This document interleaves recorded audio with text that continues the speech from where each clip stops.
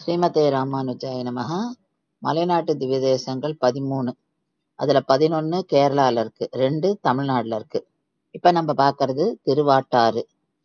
இது திருவனந்தபுரத்துல நாகர்கோவில் புற சாலையில இருக்கு.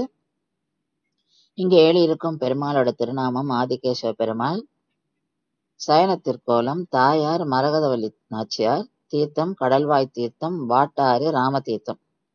மேற்கு நோக்கி திருமுக மண்டலம். பெருமாள் பரசுராமருக்கும் சந்திரனுக்கும் பிரத்யக்ஷம். நம்மாழ்வார் மங்களாசாசனம் பண்ண திருத்தலம். கோவிலை சுத்தீர வட்டமா ஆறு ஓடுறதுனால திருவாட்டாறு அப்படின்னு இந்த இடத்துக்கு பெயர். பிரம்மா ஒரு சமயம் இங்க யாகத்தை தொடங்குறார். அவர் தன்னோட தேவிக்கு சொல்லாம தொடங்கினதுனால யாகம் சரியா நடக்கல. அந்த யாக குண்டத்திலேருந்து 2 கிருத்தியைகள், பிசாசுகள் உருவாகுது. ஒண்ணு பெண், அது பேரு கேசி. இன்னொன்னு ஆண், அது பேரு கேசன். இவ 2 பேர்கிட்ட இருந்து உலகத்தை காப்பாத்துறதுக்காக பிரம்மா பெருமாளை குறித்து தவம் இருக்கார். பெருமாளும் அந்த தவத்துக்கு இசைந்து இவ 2 பேரையும் முடிக்கிறதுக்காக, அதாவது அழிக்கிறதுக்காக திரு அவதாரம் பண்றார். இப்ப கேசனோட சண்டை போடுறார். அப்ப போடும்போது கேசனை மகேந்திரகிரி மலையிலேருந்து கீழே தள்ளி விட்டுறார். கீழே விழுந்த கேசன் மீது ஆதிசேஷன் தன்னோட உடம்ப பரப்பி அழித்திடுறார். எம்பெருமாள் சடக்குன்னு ஆதிசேஷன் மேல விழுந்து படுத்துன்றார். கேசனால் வெளியில வர முடியல. அதனால இன்னைக்கும் ஆதிசேஷன் கீழே அழுந்தி இருக்கிறதா சொல்றா.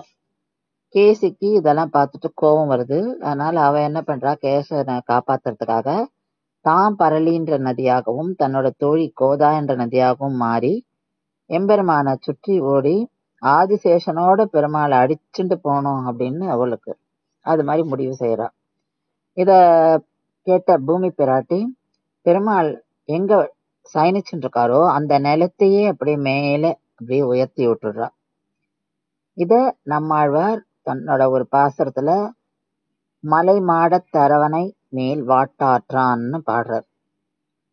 பெருமாள் அழிக்க முடியாம அவளை சுத்தீர ஓடுறா. இவா 2 பேரும் மாலையா ஓடிட்டு இருக்கா.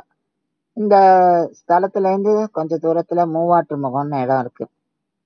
பெருமாள் நீங்க 2 பேரும் அங்க ஒண்ணு சேருவீங்க அப்படின்னு சொல்லிட்டு சாபம் விடுறார். அவர்கள் 2 பேருக்கும் அந்த நம்ம தப்பு பண்ணிட்டோமே அவ உணர்ந்து மன்னிப்பு கேட்கிறா. அப்ப பெருமாள் நீங்க எப்பொழுதுமே என்னை சுற்றி ஓடிக்கொண்டிருங்கள் அப்படின்னு சொல்லி அவ 2 பேருக்கும் ஆசீர்வாதம் பண்றார். இந்த கோவில் கருங்கல் கோட்டைய வடிவமைக்கப்பட்டுள்ளது. சிற்ப வேலைப்பாடுகள் நிறைந்த கோவில். நிறைய அழகான சிற்பங்கள் நம்ம இங்க பார்க்கலாம். பெருமாளோட வலது திருக்கை மேல்புறத்தில் வைத்துக்கொண்டு 22 அடி நீளத்தில் சயனித்துக் கொண்டு இருக்கின்றார்.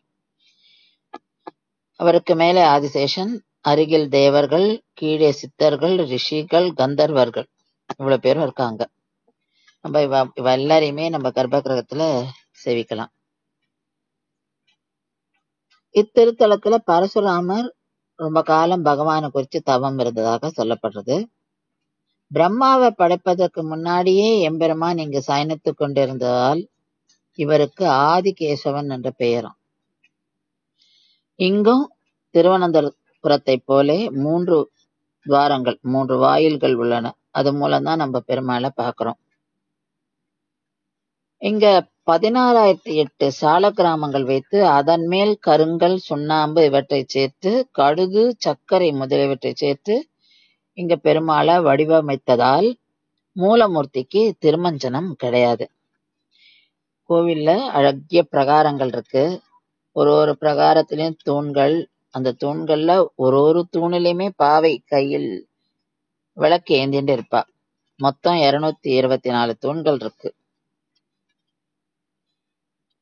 ஸ்ரீமதே ராமானுஜாய நமஹ.